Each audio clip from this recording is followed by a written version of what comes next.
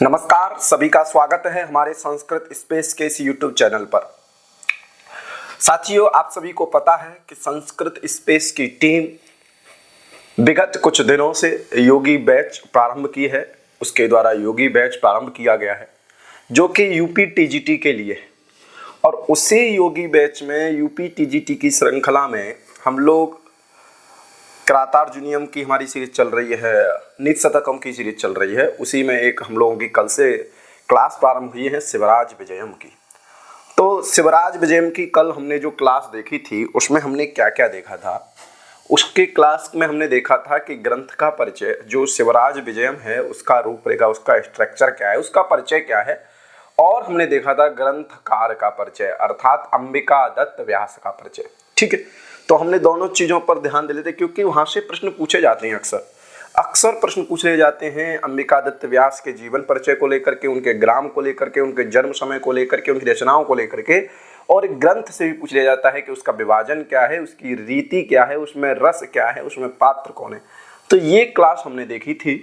तो आज की जो क्लास होने वाली है, आज की शिवराज विजयम की जो दूसरी क्लास है, सेकंड जो क्लास है, उसमें का शीर्षक हमारा क्या रहने वाला है, संपूर्ण कथानक और पात्र परिचय। आप लोग सोच रहे होंगे पात्र परिचय तो ठीक है, लेकिन संपूर्ण कथानक क्यों? ठीक है ना, क्योंकि आपके सिलेबस में शिवराज विजयम में सिर्फ क्या लगा हुआ है, प्रथम निश्वास लगा है। तो आपके मन में ये प्रश्न क्लिक कर रहा होगा कि संपूर्ण कथानक की क्या आवश्यकता है।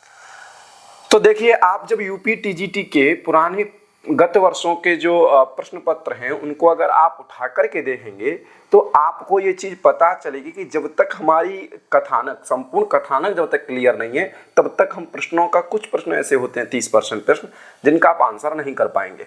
क्यों नहीं कर पाएंगे? क्योंकि आपको शिवराज विजय में जो कहानी है उसको समझना पड़ेगा, कड़ी से कड़ी जोड़नी पड़ेगी, तब जा करके आपको कुछ समझ में आएगा। ठीक है, तो इसलिए संपूर्ण कथानक को हम कुछ समय में देख लेंगे, 10-20 मिनट में। इससे हमको ये आइडिया लग जाएगा कि कहाँ से कहाँ तक की कहानी हमारी प्रथम निश्वास की है और संपूर्ण कथानक की कहानी क्या है। और इसका एक और लाभ होगा कि जो पात्र होंगे, पात्रों से प्रश्न पूछ लिए जाते हैं, इसलिए आपको पात्रों की जानकारी के लिए संपूर्ण कथानक को जानना आवश्यक है।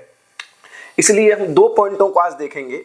संपूर्ण कथानक देखेंगे, पूरे शिवराज विजयम का जो कथा वस्तु है वो क्या है, और दूसरे पॉइंट पे हम जो पात्र हैं इसके, चाहे वो मुगल पक्ष के हों, चाहे वो शिवाजी पक्ष के हों, और चाहे पुरुष पात्र हों, चाहे स्त्री पात्र हों, हम इन सभी को इसमें देखने का प्रयास करेंगे। आज क्लास में हम दोनों चीज जानेंगे, संपूर्ण कथा वस्तु जानेंगे और पात्र परिचय। ठीक है, कल से हमारी जो क्लास आएगी वो हमारा गद्य वहां से शुरू हो जाएगा, मंगलाचरण से यहाँ पर शुरू कर लेंगे। ठीक है, विष्णुर भगवती माया यया सम्मोहितम जगत, यहाँ से हम कल से अपनी क्लास प्रारंभ करेंगे। कल से आने वाली जो क्लास रहेगी, थर्ड क्लास जो रहेगी, उससे हम अपना गद्य काव्य शुरू करेंगे। ठीक है, ठीक है। तो आज की क्लास हमारी क्या होने वाली है, संपूर्ण कथानक और पात्र परिचय। ठीक है, तो पहली पीपीटी आपके सामने दिख रही होगी, पात्र परिचय। आज हम पात्र परिचय पर बात कर लेते हैं। देखिए, आप सभी को ये बात पता है कि शिवराज विजयम इस शीर्षक से ही पता चल रहा है, क्योंकि किसी भी पुस्तक का, किसी भी चीज का अगर आप शीर्षक देना चाह रहे हैं तो वो एक सारांश का काम करना चाहिए। ठीक है, उससे पता चल जाना चाहिए। जैसे रामायण महाभारत, इसमें है क्या, तो शिवराज विजयम इस शीर्षक से ही पता चल रहा है कि शिव का जो राज था, अर्थात शिवाजी का जो राज था, शासन था, उसकी विजय कैसे हुई, ये सब कहानी आपकी अंबिका दत्त व्यास ने शिवराज विजय में रखी है। ठीक है, दिख रहा है आपको। दूसरी बात, तो इसके नायक कौन होंगे, तो नायक हैं इसके शिवाजी। नायक कौन है? शिवाजी। पात्र दिख रहे हैं आपको, शिवाजी। ठीक है, तो इसके नायक हैं शिवाजी। अब ये देखिए, इसमें 2 कथाएं एक साथ चलती हैं। ठीक है, एक जगह चलती है रघुवीर और सौवर्णी की, और एक जगह चलती है शिवाजी का संघर्ष। ठीक है, शिवाजी के संघर्ष में रघुवीर बहुत अहम भूमिका निभाते हैं। तो उपनायक आप कहेंगे, तो उपनायक इनको कहेंगे रघुवीर सिंह को। परीक्षा में प्रश्न पूछ लिया जाएगा कि शिवराज विजयम में उपनायक के रूप में किसको दर्शाया गया है, उपनायक किसको माना गया है या किसको कहा गया है, तो आप उस प्रश्न का आंसर क्या करेंगे, रघुवीर सिंह। क्लियर हो गया? तो ध्यान रखिएगा, शिवाजी नायक है, शिवाजी नायक हैं। ठीक है, तो शिवाजी नायक है, तो शिवाजी के पिताजी का नाम क्या था?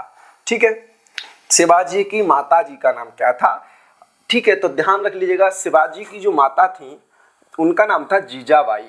ठीक है, उनका नाम क्या था? जीजाबाई। ठीक है, और पिताजी कौन थे? शाहजी भोसले। ठीक है, तो इनके पिताजी जो थे वो शाहजी भोसले थे, शाहजी भोसले। ठीक है, शिवाजी की मम्मी हो गई जीजाबाई और पापा हो गए शाहजी भोसले।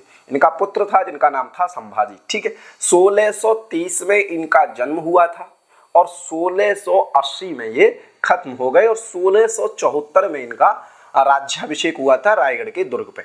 ठीक है, तो ये बात आवश्यक नहीं है, आवश्यक ये है कि अंबिका दत्त व्यास के द्वारा लिखित शिवराज विजय के नायक कौन हैं? तो नायक हैं शिवाजी, उपनायक हैं रघुवीर सिंह। ठीक है, जब आप इस कथा को पढ़ना प्रारंभ करोगे, जब इस कथा को आप देखेंगे, आप जब प्रारंभ करेंगे, तो जो एक आश्रम होता है प्रताप दुर्ग के पास भीमा नदी के तट पर, उस आश्रम के जो आश्रमाध्यक्ष होते हैं वो हैं ब्रह्मचारी गुरु। ठीक है, ब्रह्मचारी गुरु, क्लियर हो गया। उसके बाद दो शिष्य होते हैं गौर सिंह और श्याम सिंह। ये आश्रम में रहने वाले वटु हैं, इनको वटुद्वय कहा जाता है, श्याम वटु और गौर वटु। गौर वटु बड़े थे, 16 वर्ष के थे, ये सब हम देखेंगे प्रथम निश्वास में। तो गौर वटु और श्याम वटु। ठीक है, तो ये गौर वटु और श्याम वटु, श्याम सिंह और गौर सिंह, ये क्या थे? आश्रम में रहने वाले दो शिष्य थे। और इनको जब ये अपना परिचय देते हैं तो ये कहते हैं कि उदयपुर के राजा खड़क सिंह के हम पुत्र हैं। ठीक है, ये जब अपना परिचय देंगे तो क्या देंगे कि हम उदय सिंह के जो उदयपुर का जो राजा था खड़क सिंह, उसके दो हम पुत्र हैं। ये सब कहानी में आएगा। ठीक है, माल्यश्रीक जो होता है शिवाजी के मित्र, पूछ लिया जाएगा कि शिवराज विजय के अनुसार या शिवाजी का मित्र का नाम क्या था, शिवाजी के सखा का नाम क्या था? तो शिवाजी के सखा का नाम क्या होने वाला है? माल्यश्रीक। ठीक है, अब देखिए योगीराज कौन है? तो योगीराज जब आप प्रथम निश्वास पढ़ेंगे तो उसमें इनकी कहानी आएगी कि जिनको कोई लोग कपिल कहते थे, जिनको कोई लोग लोमस कहते थे, वो योगीराज बहुत लंबे काल से उनको एक पर्वत की कंदरा पे तपस्या करते देखा गया है, लेकिन वो कभी सामने नहीं आए। अचानक से गौर सिंह और श्याम सिंह को दिखते हैं कि वो पर्वत कंदरा से उतर के आ रहे हैं। तो उन्होंने पहली बार जब समाधि लगाई थी तो युधिष्ठिर के समय लगाई थी, दूसरी बार जब समाधि लगाई थी तो विक्रमादित्य के समय लगाई थी। तो ये सब वो कहेंगे कि मैं कौन से काल में आ गया हूँ। तो आप समाधि लगाएंगे तो कब उठेंगे? तो योगीराज की कहानी आती है प्रथम निश्वास में आती है। ठीक है, यही बताएंगे आगे चल करके। ठीक है, तो ये आगे देख लीजिएगा, हम लोग प्रथम निश्वास में इनको जानेंगे। तो ये समाधि पुरुष है जो प्रथम निश्वास में जिन्होंने समाधि लगाई थी पर्वत की कंदराओं पे, वो योगीराज थे। एक क्रूर सिंह और जय सिंह थे। क्रूर सिंह एक सेनानी था, ठीक है, जो छल करता है शिवाजी के साथ, और जिसके कारण क्रूर सिंह के कहने से ही रघुवीर सिंह के ऊपर से शिवाजी का भरोसा उठ जाता है और उसको अपमानित करके निकाल दिया जाता है। लेकिन वही राधा स्वामी बन करके शिवाजी की बात तक सहायता करता है। बाद में पता चलता है कि यही द्रोही है क्रूर सिंह। ठीक है, एक सेनानी था जय सिंह, और एक वृद्ध ब्राह्मण जय सिंह राजा थे, जिनके संधि के अनुसार वहां पर जाकर के आप मिर्जा जय सिंह जो थे उनके अनुसार जाकर के आप औरंगजेब में शिवाजी औरंगजेब के सामने अपने को प्रस्तुत करते हैं और औरंगजेब उनको छल से बंदी बना लेता है। वृद्ध ब्राह्मण देव शर्मा थे जो सौवर्णी की रक्षा करते थे, सौवर्णी के जो संरक्षक थे तो वो श्याम सिंह, गौर सिंह, सौवर्णी तीनों के संरक्षक, ये सब हम देखेंगे। ठीक है, तो सौवर्णी के जो संरक्षक थे वो एक वृद्ध ब्राह्मण थे। वो क्या थे? इनके पुरोहित थे। उदयपुर का जो राजा था खड़क सिंह, इनके पुरोहित थे वृद्ध ब्राह्मण, जिनको देव शर्मा पुरोहित। पूछ लिया जाएगा अंबिका दत्त व्यास के द्वारा रचित शिवराज विजय में पुरोहित कौन थे? योगीराज थे, ब्रह्मचारी गुरु थे, या अन्य कोई नाम दे देगा, या देव शर्मा थे? तो जो वृद्ध ब्राह्मण थे, या पूछ लिया जाएगा सौवर्णी के संरक्षक का नाम क्या था? तो ध्यान रखिएगा देव शर्मा था। तो यहाँ से प्रश्न बनने की संभावना रहती है। तो आपने जान लिया नायक कौन थे, शिवाजी थे, उपनायक कौन थे, ये भी जान लिया, ब्रह्मचारी गुरु कौन थे, आश्रमाध्यक्ष थे, ये भी जान लिया। उसके बाद आपने क्या जाना? श्याम सिंह को जाना, गौर सिंह को जाना, माल्यश्री को जाना, योगीराज को जाना, क्रूर सिंह को जाना और जय सिंह को जाना, और उसके बाद आपने वृद्ध ब्राह्मण जो कि देव शर्मा के नाम से प्रसिद्ध थे उनको जाना। ठीक है, अब आता है औरंगजेब। अब शिवाजी के विरुद्ध जो शिवाजी जिनके प्रति विरुद्ध संघर्ष कर रहे थे, सशस्त्र संघर्ष कर रहे थे, तो वो कौन था, प्रतिनायक कौन था, खलनायक कौन था? तो खलनायक था औरंगजेब। इस कहानी का पूरे का विलेन कौन होता है? औरंगजेब, जिसको अंबिकादत्त व्यास जी ने अवरंगजीव कहा है। ये हम कल की क्लास में देखे थे। शाइस्ता खां, इसका नाम है शाइस्ता खां, ये औरंगजेब का मामा होता है। और जब उत्तर भारत पर औरंगजेब पूरी सत्ता स्थापित कर लेता है, उसके बाद जब दक्षिण पे उसकी नजर जाती है, तो पुणे में अधिकार करने के लिए दक्षिण का सूबेदार किसको बना करके भेजता है? ये भेजता है शाइस्ता खां को। शाइस्ता खां किसका मामा होता है? शाइस्ता खां औरंगजेब का मामा होता है, ठीक है। एक होता है अफजल खां, अफजल खां, इसी का नाम दिया है अफजल खान है। संस्कृतिकरण इसका क्या किया गया है शिवराज विजय में? अफजल खान। तो अफजल खान जो होता है, इसका नाम होता है अब्दुल्लाह भटारी। इसका जो मूल नाम था वो था अब्दुल्लाह भटारी, ठीक है। तो अफजल खान को बीजापुर का शासक बंदी बनाने की मंशा से शिवाजी के पास भेजता है, बंदी बनाने की मंशा से भेजता है, ठीक है, छलने की मंशा से, उसको जिंदा पकड़ के ले आए, उसकी फिर हत्या कर दी जाए। इस मंशा से बीजापुर का जो शासक होता है वो अफजल खां को शिवाजी के पास भेजता है। तो अफजल खां है, ठीक है, ध्यान रखिएगा। अब्दुल्ला ये बीजापुर के शासक के द्वारा भेजा गया एक सेनापति है। चलते हैं आगे। तो ये भेजा कब गया ये हम लोग आगे देखेंगे। एक यवन युवक होता है जो बीजापुर शासक का पत्र लेकर के जाता है अफजल खां के पास, ठीक है। उसमें क्या होता है? उसमें ये होता है किस प्रकार से तुमको शिवाजी को छलना है, किस प्रकार से उनको बंदी बनाना है, मिलने के बहाने, संधि के बहाने कैसे उनको कैद करना है, ये सब इस पत्र में बीजापुर का शासक लेकर के भेजता है यवन युवक को, जिसकी 20-22 वर्ष उम्र होती है, जो कि बीजापुर का दूत होता है। बीजापुर का जो शासक उसका दूत होता है और ये जाता है अफजल खां के पास। लेकिन उससे ही पहले इसको श्याम सिंह और गौर सिंह द्वारा मार दिया जाता है और इससे ये पत्र छीन लिया जाता है, जिससे ये दुर्भिसंधि का इनको पता चलता है, ठीक है। मुअज्जम दक्षिण का सूबेदार था, मुअज्जम दक्षिण का सूबेदार था जो रोशनारा के साथ छोड़ दिया गया था, ठीक है। चांद खां एक गुप्तचर होता है। जब शाइस्ता खां को जब पता करने के लिए, शाइस्ता खां का जब पता करने के लिए जब जाते हैं पंडित का भेष रख करके शिवाजी, तब ये उसको ये शक करने लगता है। चांद खां जो होता है वो शक करने लगता है शिवाजी पर। जब पुणे में शाइस्ता खां का अधिकार रहता है, तो पुणे किले का, जो पुणे का किला था कोंकण किला, जिसको बाद में सिंहगढ़ कहा गया, तानाजी मालुसरे की याद में उसका नाम सिंहगढ़ रखा गया था। जब उसको पता करने के लिए वो जाता है, तब चांद खां को शक हो जाता है शिवाजी पे और फिर इसको ही शिवाजी मार देते हैं। चांद खां को कौन मार देते हैं? शिवाजी मार देते हैं, ठीक है।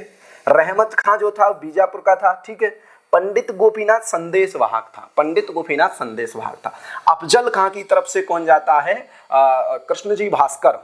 अफजल खां की तरफ से कृष्णजी भास्कर जाते हैं संधि का प्रस्ताव लेकर के शिवाजी के पास, तो उनको सम्मान के साथ अपने यहाँ रख लेते हैं। उसके बाद उधर से गोपीनाथ आते हैं, तो गोपीनाथ बीजापुर के शासक के पास, बीजापुर शासक से वहां से जाते हैं। तो गोपीनाथ और इससे कृष्णजी भास्कर से दोनों की बातों को जान करके शिवाजी को एक मनसा, शिवाजी को एक अंदेशा हो जाता है कि ये मेरे से संधि करना नहीं चाहता है, ये क्या करना चाहता है? मुझे कैद करना चाहता है। तो गोपीनाथ पंडित जो होते हैं वो संदेशवाहक होते हैं। मोहम्मद खां कौन था? सेनापति था, ठीक है। मोहम्मद खां सेनापति था, जिसको लास्ट में जाकर के पुणे से भगा देते हैं और अपना शासन स्थापित करते हैं। अब इसमें जो दो मुख्य नाम है, स्त्री पात्रों के जो दो मुख्य नाम हैं, वो एक तो है सौवर्णी। क्या नाम है? सौवर्णी। ये श्याम सिंह और गौर सिंह की बहन है, श्याम सिंह और गौर सिंह की बहन है, और रघुवीर सिंह की प्रेमिका है। रघुवीर सिंह जो नायक था उसकी प्रेमिका है, तो इसको लिखा गया है वट भगिनी, और इसको क्या कहेंगे? उपनायिका। क्या कह देंगे आप लोग? उपनायिका। समझ में आ रहा है? चलिए, तो सौवर्णी जो थी इसको उपनायिका कहिए, चाहे वटु भगिनी कहिए, ठीक है। रोशन आरा, ठीक है। रसनारी, जिसको कहा गया है अंबिकादत्त व्यास के द्वारा रसनारी, रोशन आरा, ये औरंगजेब की पुत्री होती है, जो शिवाजी को प्रेम करती है, शिवाजी से प्रणय करना चाहती है, ठीक है। तो ये औरंगजेब की पुत्री है। अब देखिए, ये तो हमारे मुख्य पात्र हुए, ये हमारे हो गए शिवाजी के पक्ष के, ये हमारे हो जाएंगे आपके औरंगजेब के पक्ष के। दो आपके स्त्री पात्र हो गए, सौवर्णी और रोशन आरा, रसनारी। अब कुछ प्रश्न ऐसे बन जाएंगे आपकी परीक्षा में कि राधा स्वामी का रूप किसने रखा था, या राधा स्वामी किसका अपर नाम था, ये पूछ लिया जाएगा, ठीक है। ध्यान रखिएगा, ऐसे प्रश्न बन सकते हैं, जैसे कि अफजल खां के शिविर में जाकर के गायक बन करके या नृत्यक बन करके किसने भेद का पता लगाया, ये पूछा जा सकता है। तो ध्यान, ये सब प्रथम निश्वास की बात है। तो रघुवीर सिंह जो थे, जब क्रूर सिंह इत्यादि ने, क्रूर सिंह ने जब किसको बता दिया कि ये छल कर रहा है, ये आपको धोखा दे रहा है, षड्यंत्र के तहत शिवाजी की नजरों में जब रघुवीर सिंह को दोषी बना दिया गया, तब इसको अपमानित करके जब निकाला गया, तो ये राधा स्वामी के भेष में रहा। इसको बुरा नहीं लगा। आज के समय में क्या होता है, कोई किसी को अपमान करे तो बुरा लग जाता है, इसको बुरा नहीं लगा और शिवाजी के प्रति और अपने देश के प्रति इनकी भक्ति रही, और ये राधा स्वामी का भेष रख करके क्या करते रहे, शिवाजी की सहायता करते रहे, शिवाजी की मदद करते रहे। तो पूछ लिया जाएगा रघुवीर सिंह का अपर नाम क्या है या राधा स्वामी कौन था, तो रघुवीर सिंह था। ठीक है। जो वृद्ध ब्राह्मण थे, जो श्याम सिंह, गौर सिंह और सौवर्णी, इन तीनों के संरक्षक हुआ करते थे। सौवर्णी जिनके साथ रहा करती थी वो कौन थे, ये हनुमान मंदिर पर, ठीक है, जो तोरण दुर्ग था उसके पास हनुमान दुर्ग था, ये दुर्गा दक्ष की आज्ञा से कहाँ रहते थे, हनुमान मंदिर के पास रहते थे। ठीक है। तो वृद्ध ब्राह्मण थे, उनका नाम क्या था, देव शर्मा था। क्या नाम था वृद्ध ब्राह्मण का नाम, देव शर्मा। ठीक है। शिवाजी क्या किए थे, जो पुणे का दुर्ग था, कोंकण दुर्ग, जहां शाइस्ता खान ने अधिकार कर लिया था, वहां पर जब ये पता लगाने गए तो किसका वेश रख करके गए थे, पंडित का वेश रख करके गए थे। ठीक है। ये किसका वेश रख के गए थे, पंडित का वेश रख के गए थे।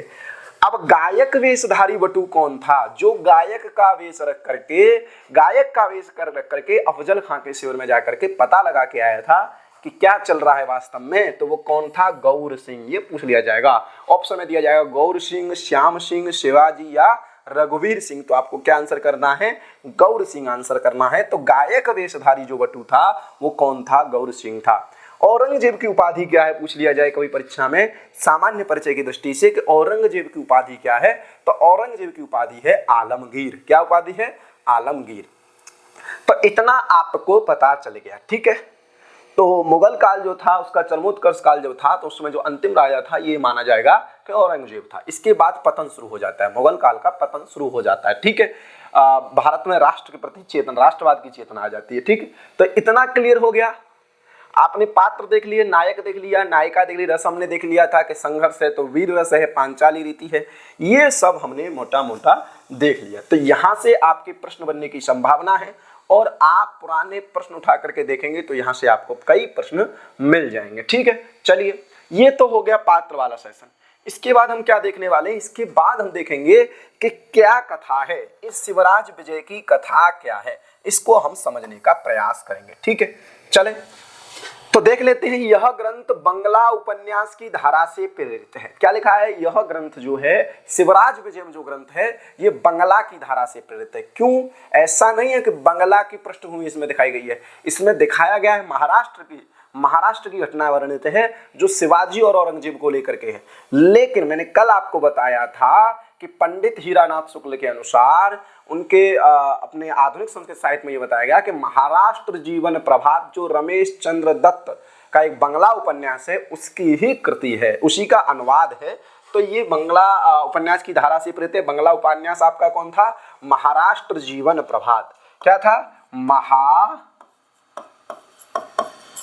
महाराष्ट्र जीवन प्रभात, ये उपन्यास था महाराष्ट्र जीवन प्रभात। इसके लेखक जो थे वो थे रमेश चंद्र दत्त। क्या थे, रमेश चंद्र दत्त। ठीक है। महाराष्ट्र जीवन प्रभात जिसके लेखक थे रमेश चंद्र दत्त। तो ये बंगला उपन्यास इसकी धारा से प्रेरित है, अर्थात उसी का अनुवाद है। व्यास जी ने अपनी इस रचना को स्वयं का उपन्यास भी कहा है। ठीक है, सही बात है, उनका संस्कृत उपन्यास तो नहीं कहा है। शिवराज विजय का विभाजन देखें तो 3 विराम है।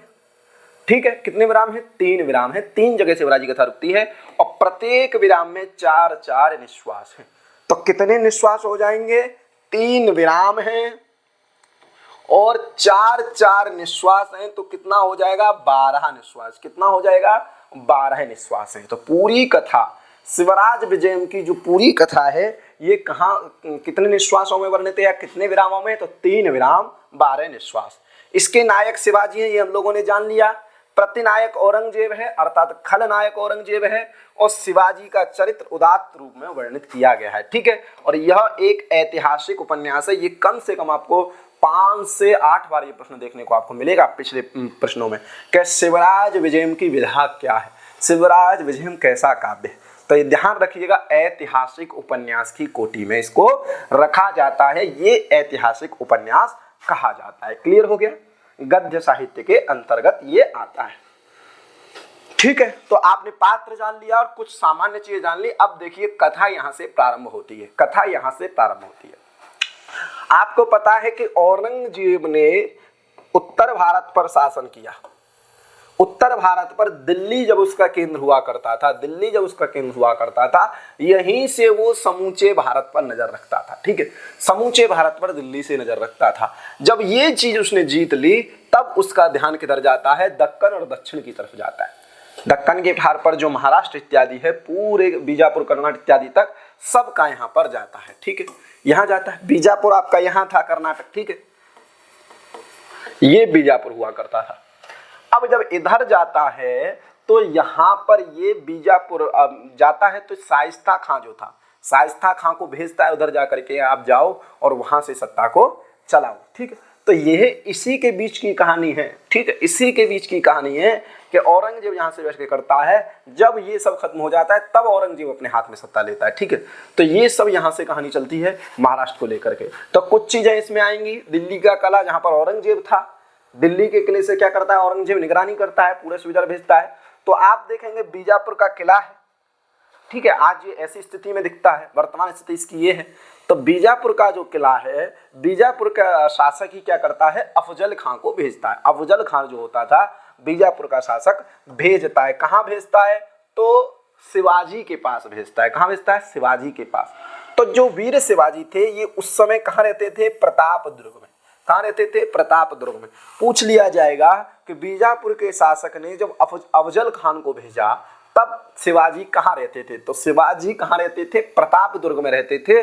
और उसी के पास एक नदी हुआ करती थी, भीमा नदी, और भीमा नदी की तलहटी में ही अफजल खां अपना डेरा डाल लेता है। यहाँ से चलता है बीजापुर के किले से उस शासक द्वारा भेजा गया था और भीमा नदी के तलहटी में रुक जाता है और यहीं पर गोपीनाथ प्रबंध करता है मिलने का शिवाजी का और अफजल खां का। ठीक है, क्लियर हो गया।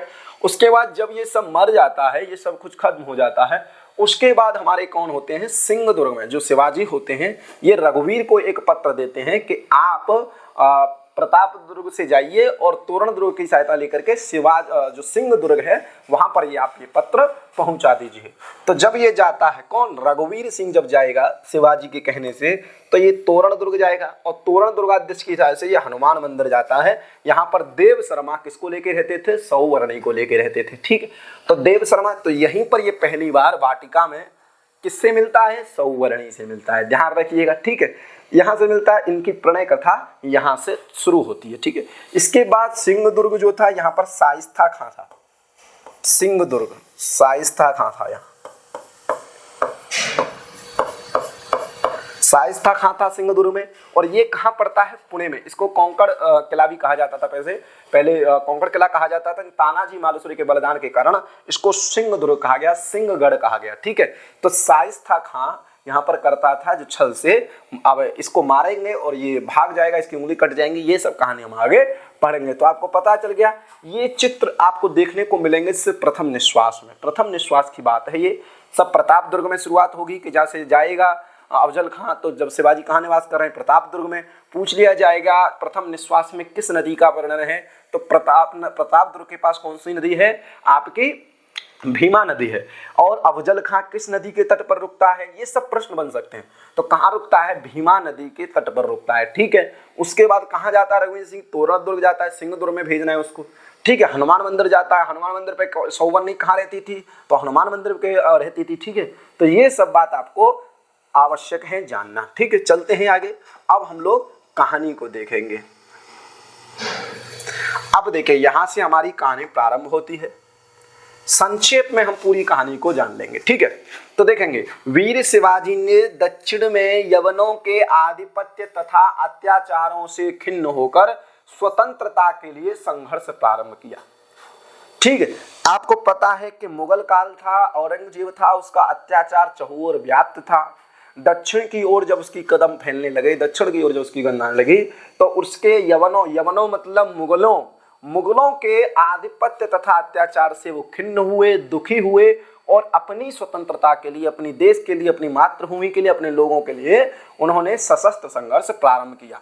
अब उसमें क्या एक वो चल गया है कि 2-2 कोस पर, अर्थात 2-2 कोस मतलब 6-6 किलोमीटर पर, एक कोस में 3 किलोमीटर होता है, तो 6-6 किलोमीटर पर आश्रम बनवाए। क्या बनवाए?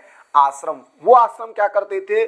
जो मुगलों की गतिविधियां हुआ करती थी, मुगलों का जो भी एक्शन हुआ करता था, उस एक्शन पर क्या करते थे? वो नजर रखते थे, जो आश्रम बनवाए गए थे। ठीक है, उसके बाद देखो शिवाजी की अनवरत विजय। शिवाजी क्या करे थे? बहुत कम उम्र में शिवाजी का जो जन्म हुआ था वो आप देखेंगे तो 1630 में जन्म हुआ था। कब जन्म हुआ था? 1630 में। और 1659 में ये अफजल खां को मार देते हैं और 1674 में इनका अभिषेक होता है। 1674 में इनके रायगढ़ दुर्ग पे अभिषेक हो जाता है 1674 ईस्वी। ध्यान रखिएगा, क्लियर हो गया कि नहीं? तो ये चीजें आपको पता होनी चाहिए। और 1680 में इनकी मृत्यु हो जाती है 50 वर्ष। इस काव्य को लिखने वाला 42 वर्ष तक रहा और जिसके ऊपर ये काव्य लिखा गया वो 50 वर्ष तक रहा। 1674 में इनका अभिषेक होता है, 6 वर्ष ये शासन करते हैं और 1680 में खत्म हो जाते हैं। ध्यान रखिएगा। तो ये दुर्गों को जीतने, जैसे चाकन का दुर्ग इन्होंने जीता था, खानवा इत्यादि दुर्ग जीते थे, तो उद्विग्न होकर बीजापुर के जो शासक थे उनसे युद्ध करने के लिए बीजापुर का शासक, जैसे ही पता चला बीजापुर के शासक को कि अपनी शक्ति शिवाजी बढ़ाते जा रहे हैं और दुर्ग जी करके हमारी तरफ आ रहे हैं, बीजापुर की तरफ, क्योंकि महाराष्ट्र कर्नाटक, तो अफजल खान को भेजा। किसको भेजा? अफजल खान को भेजा, अपने सेनापति को भेजा कि आप जाओ और उससे संधि करो। ये कह के भेजा था, संधि करो, क्योंकि पता चलता है कि जब यही कह के भेज देता बीजापुर का शासक कि जाओ पकड़ के लाओ, मार दो, गिरा दो, तब क्या होता? उस यवन युवक को जाने की आवश्यकता नहीं थी। वो पत्र लेके कि तो यही जा रहा था, बाद में मूड चेंज हुआ होगा, बीजापुर के संग संधि नहीं करना है, उसको पकड़ के लाना है, कैद में करके लेके आना है, ठीक है, छल के तहत। तो अफजल खान को भेजा। अफजल खान ने भी भीमा नदी के तट पर अपना शिविर लगाया। तो ये प्रश्न ध्यान रखिएगा कि भीमा नदी के तट पर किसने शिविर लगाया या अफजल खान ने किस नदी के तट पर शिविर लगाया? तो भीमा नदी के तट पर अपना शिविर लगाया। और उस समय शिवाजी कहाँ थे? प्रतापदुर्ग में थे। प्रतापदुर्ग के पास ही भीमा नदी हुआ करती थी, ठीक है। और बीजापुर के शासक संधि का आश्रय लेकर, किसका आश्रय लेकर? संधि का आश्रय लेकर वीर शिवाजी को जीवित पकड़ना चाहते थे, छल से पकड़ना चाहते थे, ठीक है। किंतु उनकी इस गुप्त योजना के विषय में शिवाजी ने पहले ही पता लगा लिया। अब वो पता कैसे लगा ये जानना आवश्यक है। यही अंबिकादत्त व्यास ने प्रथम निश्वास में बताया है। और बस प्रथम निश्वास की कथा यहीं तक है कि किस प्रकार से वो यवन युवक से पत्र को प्राप्त करते हैं, उस संधि के बारे में पता लगाते हैं और शिवाजी के पास लेकर के जाते हैं। यहीं तक की कथा है प्रथम निश्वास की, ठीक है। तो बीजापुर के शासक संधि का आश्रय लेकर के शिवाजी को जीवित पकड़ना चाहते हैं, लेकिन इस दुरभि संधि, इस छल संधि का शिवाजी को पहले ही पता लग जाता है। कैसे पता लग जाता है? कि एक यवन युवक, एक मुगल बालक जिसकी उम्र 20 से 22 साल होती है, वह गुप्तचर जो होता है, यवन युवक कौन था? यवन युवक गुप्तचर था। वो बीजापुर से पत्र लेके जा रहा था। किसके पास जा रहा था? बीजापुर से पत्र लेकर के तो अफजल खां के पास जा रहा था, ठीक है। अब्दुल्लाह भटारी क्यों जा रहा था? कि वो बताने जा रहा था कि आप उसको जीवित पकड़ लाइए संधि के बहाने। लेकिन रास्ते में जब एक ब्राह्मण कन्या का, उसने रास्ते में एक अपनी माँ के साथ ब्राह्मण कन्या जा रही होती है, उस ब्राह्मण कन्या का वो क्या कर लेता है? अपहरण कर लेता है। ब्राह्मण कन्या का अपहरण कर लेता है वो। और जब अपहरण कर लेता है, किंतु वह कन्या एक आश्रम के अध्यक्ष, जो आश्रम हुआ करता था प्रतापदुर्ग के पास ब्रह्मचारी गुरु का, ठीक है, ध्यान रखना, वहां पर 2 शिष्य रहते थे, गौर सिंह और श्याम सिंह। जब उनको उस रोने की आवाज दिखाई देती है, तो जब उसका अपहरण कर लेता है तो वहां पर एक भालू आ जाता है, ठीक है। तो भालू आने के डर से वो उसको छोड़ देता है कन्या को, ठीक है। किस कन्या को? जिस कन्या का वो अपहरण किया था। लेकिन जब आवाज आती है तो एक आश्रम के ब्रह्मचारी के जो शिष्य थे, कौन? गौर सिंह और श्याम सिंह। तो पूछ लिया जाएगा ब्रह्मचारी गुरु के कौन शिष्य थे? गौर सिंह और श्याम सिंह, वो गौर सिंह और श्याम सिंह द्वारा वो कन्या बचा ली जाती है। ठीक है, और जब बचा, यहीं से हमारी कथा का प्रारंभ होगा। जब प्रथम निश्वास की कथा पढ़ेंगे तो यहीं से प्रारंभ होगा। श्याम सिंह गौर सिंह से कहता है कि तुम देर रात तक जगे थे, इसलिए मैंने तुमको सोए नहीं जगाया। क्यों? क्योंकि जो ब्राह्मण कन्या डरी हुई थी उसको तुम पूरी रात चुप कराते रहे, उसके पास बैठ करके उसको मनाते रहे, अर्थात उसको समझाते रहे, उसको चुप करा रहे थे, वो डरी हुई थी।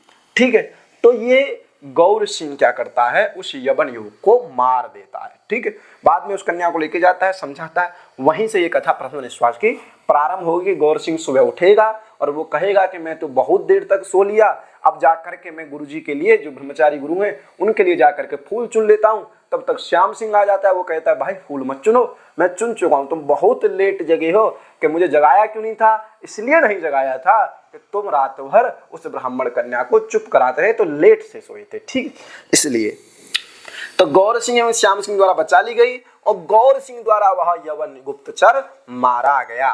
तो यवन गुप्तचर को किसने मारा था? प्रश्न निकल के आएगा कि यवन गुप्तचर को किस, देखो प्रथम निश्वास की जितनी कथा है वहां से जो भी प्रश्न संभावित हैं वो आपको ध्यान रखने होंगे। तो यवन गुप्तचर किसके द्वारा मारा गया? तो गौर सिंह द्वारा मारा गया। ठीक है, और गौर सिंह ने उसके वस्त्रों से बीजापुर का जो छल से भरा हुआ गुप्त संदेश था, छल से भरा हुआ जो गुप्त संदेश था उसको प्राप्त किया। समझ में आया?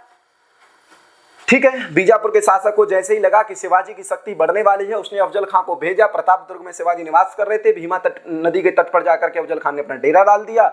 वहां से एक बीजापुर का शासक लेके चलता है, एक यवन युवक होता है, एक पत्र लेके चलता है जिसमें छलने का षड्यंत्र होता है शिवाजी को, लेकिन वो रास्ते में ब्राह्मण कन्या का अपहरण कर लेता है और उसको गौर सिंह और श्याम सिंह द्वारा बचा लिया जाता है। गौर सिंह उस यवन युवक का हत्या कर देता है और उसकी झोली में या उसके कपड़ों में जो गुप्त संदेश था उसको प्राप्त कर लेता है और उसकी छल संधि को जान लेता है। ठीक है, ये आपने जाना। अब उस पे था क्या, उस पत्र में था क्या, ध्यान रखिएगा।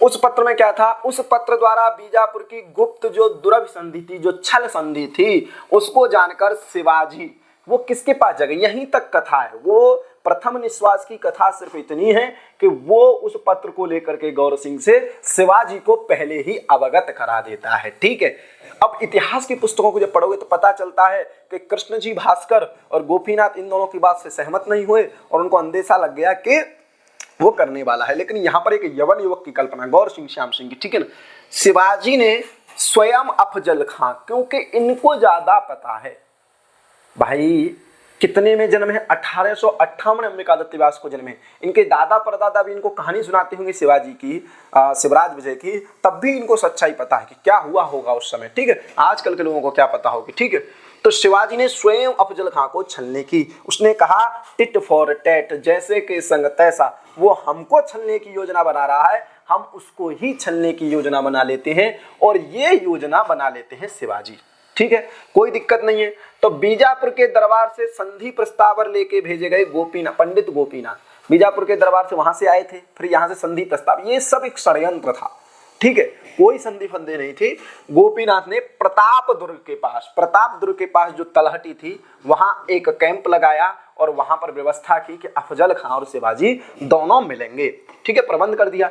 उसके बाद गौर सिंह जो था, गौर सिंह क्या करता है, गायक मतलब गाने वाले का, गीत गाने वाले का वेश बना करके जाता है किसके शिविर में, अफजल खां के शिविर में, और वहां पर चुपके से गुप्तचर की भांति उसकी छल नीति का पता लगा लेता है। ठीक है, गायक का वेश धारण करके अफजल खां के शिविर में जाकर समस्त वृत्तांत, जो छलने की, जो मन में चल रहा था अफजल खां के, जो वो तैयारियां कर रहा था रण की, युद्ध की, तो वो सब पता लगा करके गौर सिंह आ जाता है। तो ये प्रश्न कभी बन जाता है। ठीक है, ध्यान रखिएगा, पीजीटी में बन जाता है।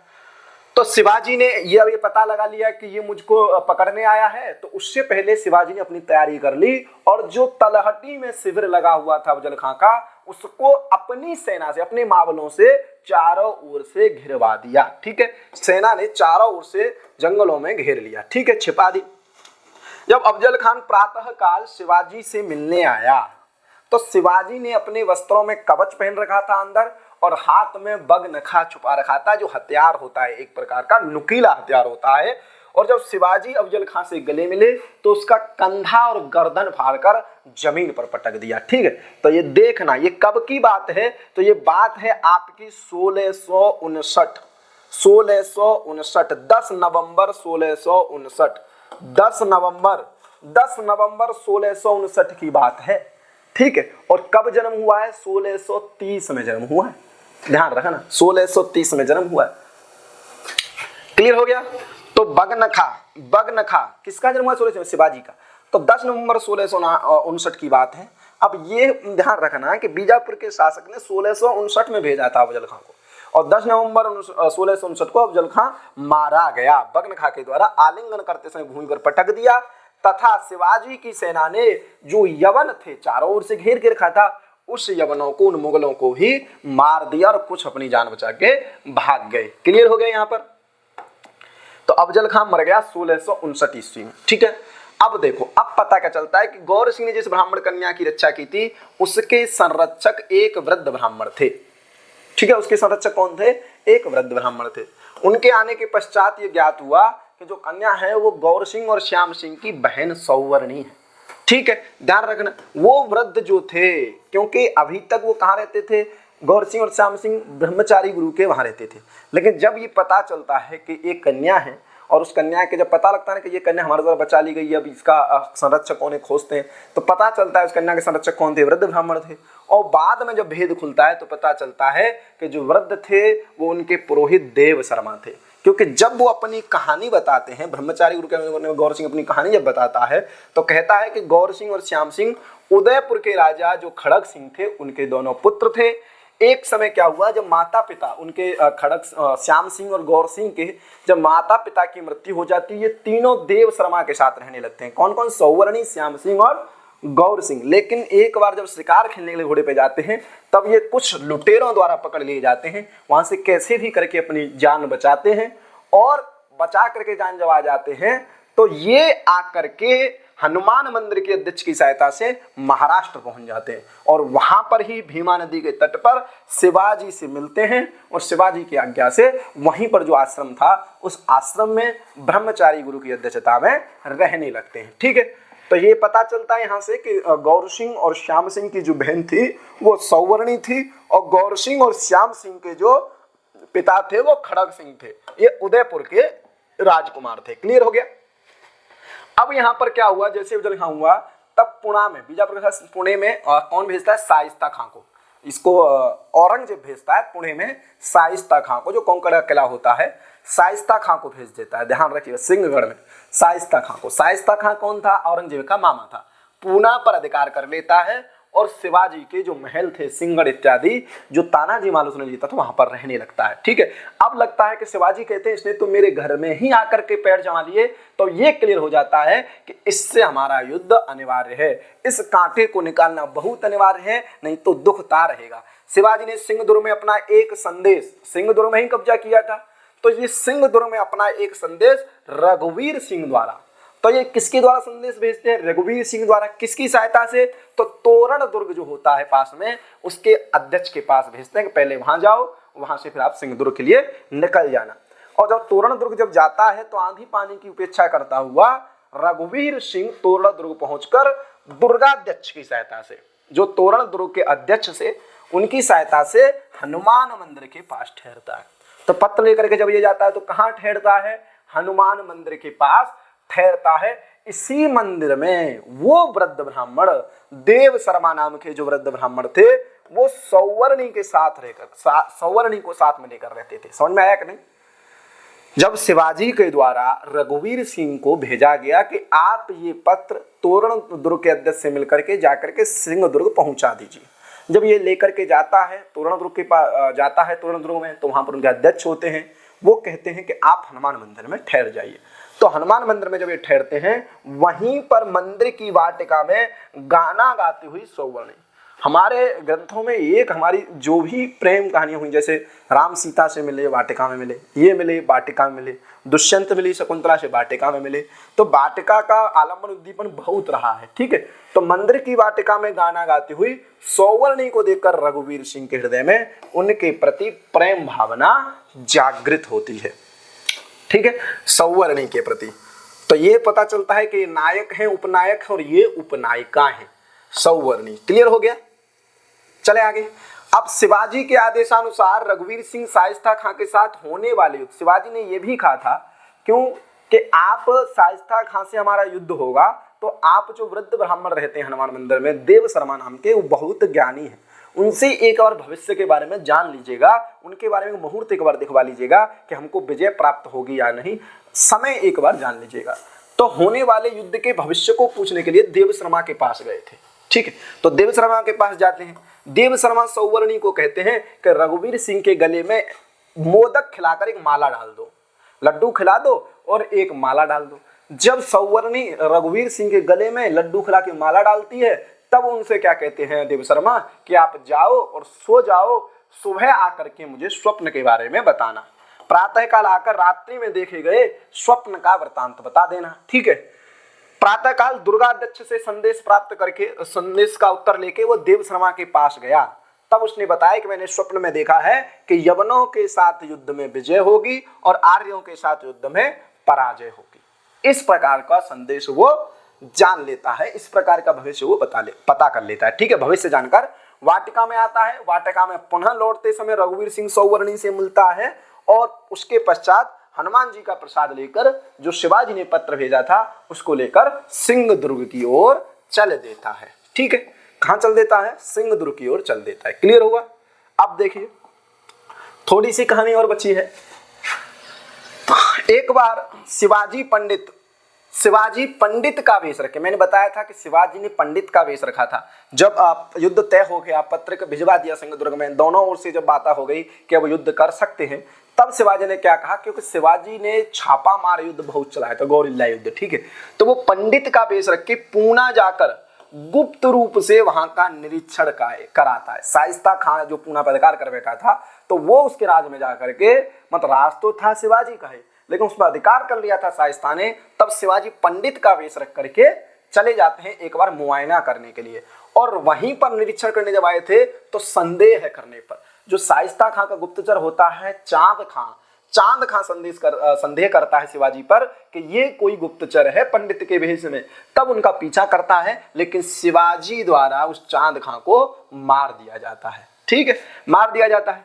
शिवाजी ने यशवंत सिंह से पूना से दूर रहने का अनुरोध किया। यशवंत सिंह उनका ही सेनापति था, सेना लेकर के नियंत्रण करता था। उससे कहा कि आप पूना से थोड़ा दूर रहिए और अपने कुछ चुने हुए मित्रों के साथ बारात के बहाने, विवाह की बारात के बहाने पूना में प्रवेश किया और शाइस्ता खां का जो निवास था, जो उसका शिविर था, जो महल था, उस पर आक्रमण कर दिया। ठीक है, चांद खां और शाइस्ता खां के जो पुत्र थे उनको रघुवीर सिंह द्वारा मार दिया गया। ठीक है, मार दिया गया और शाइस्ता खां अपनी जान बचा करके, उसकी 4 उंगली कट गई और उस उंगली के साथ खिड़की से कूदकर भाग गया। ठीक है, और वहीं दूसरी ओर रघुवीर सिंह ने औरंगजेब की जो पुत्री थी और मौजम था, उसको क्या कर लिया? कैद कर लिया। रोशन आरा पुणे में थी उस समय, और उसको वहां पर मार के भगा दिया चांद खां और शाइस्ता खां के पुत्रों को रघुवीर सिंह ने, और रोशन आरा जो थी उसको कैद कर लिया। ठीक है, ध्यान रखिएगा, कैद कर लिया।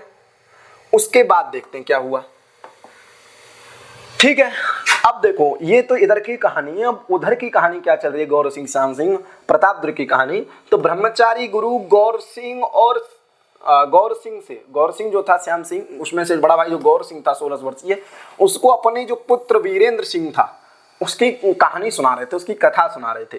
उधर दूसरी ओर रघुवीर सिंह और प्रेमिका सौवर्णी, रघुवीर सिंह से उसकी जो प्रेमिका थी सौवर्णी, वो कह रही थी कि क्रूर सिंह द्वारा मेरा अपमान किया गया है, क्रूर सिंह द्वारा मेरा अपमान किया गया है। लेकिन जब तक ये बात रघुवीर सिंह सोचता है कि मैं बदला लूंगा, तब तक क्रूर सिंह की नियुक्ति किसी अन्य जगह पुणे में नियुक्ति कर दी जाती है, तोड़दुख से हटा करके। ठीक है, उधर रोशन आरा जो बंदी बना ली गई थी, तो रोशन आरा शिवाजी के प्रति अपना प्रेम का वो करती है, प्रेम को प्रकट करती है। लेकिन शिवाजी कहता है जब तक औरंगजेब तुम्हारे पिता तुम्हारा हाथ मेरे हाथ में नहीं देंगे तब तक मैं तुमको स्वीकार नहीं करूंगा, पिता देंगे तभी स्वीकार करूंगा। उसी समय जो मिर्जा जयसिंह राजा थे, उन्होंने सेना सहित आक्रमण कर देते हैं। शिवाजी उनको हिंदुत्व के प्रति समझाने का बहुत प्रयास करते हैं, लेकिन असफल हो जाते हैं और उनके प्रति मुगलों की कुछ शर्त स्वीकार कर लेते हैं और संधि करने पर विवश हो जाते हैं। जय सिंह से ये संधि कर लेते हैं। इसी संधि के परिणाम स्वरूप मुगलों की मांग रहती है कि रोशन आरा और मुअज्जम को छोड़ दिया जाए, तो रोशन आरा और मुअज्जम को छोड़ दिया जाता है। ठीक है, तो ये ध्यान रखना है। उसके बाद देखो कुछ कहानी क्या है कि उसके पश्चात बीजापुर के किले पर आक्रमण करके रघुवीर सिंह की मदद से शिवाजी ने विजय प्राप्त कर ली। ठीक है, अब पुणे से जीते, पुणे के बाद कहाँ आएंगे, अब बीजापुर की तरफ बढ़ रहे हैं। तो रघुवीर सिंह की मदद से शिवाजी ने बीजापुर के किले पर भी जीत प्राप्त कर ली और रहमत खां नाम का जो वहां पर सेनापति रहता था उसको जीवित पकड़ लिया। लेकिन जो रहमत खां और क्रूर सिंह इन दोनों ने षड्यंत्र किया और शिवाजी के कान भरना शुरू कर दिया रघुवीर सिंह के प्रति और उसको बता दिया कि ये राजद्रोही है। क्या है, राजद्रोही। और शिवाजी ने उसे इस बात को लेकर के निष्कासित कर दिया, रहमत खां और क्रूर सिंह के कान भरने से। ठीक है, तो रघुवीर सिंह ने कोई बात नहीं, वहां से वो निकल गया, लेकिन वेश बदल कर रहने लगा, राधा स्वामी का वेश धारण किया और शिवाजी का उपकार करता रहा। वो तब भी बुरा नहीं माना और अपना शिवाजी का उपकार करता रहा। साथ ही सौवर्णी का अपहरण करने की इच्छा वाला जो क्रूर सिंह था, क्रूर सिंह की नजर थी, इसलिए वो उसको अपमान करता था, भड़काता था। लेकिन और वो क्या करने वाला था, अपहरण करने की इच्छा थी, उसका वध कर दिया। तो किसने वध किया, क्रूर सिंह का वध किसने किया, चांद खां का वध किसने किया था, शिवाजी ने। क्रूर सिंह का वध किसने किया, रघुवीर सिंह ने। ठीक है, और चांद खां और शाइस्ता खां के पुत्र को किसने मारा, रघुवीर सिंह ने।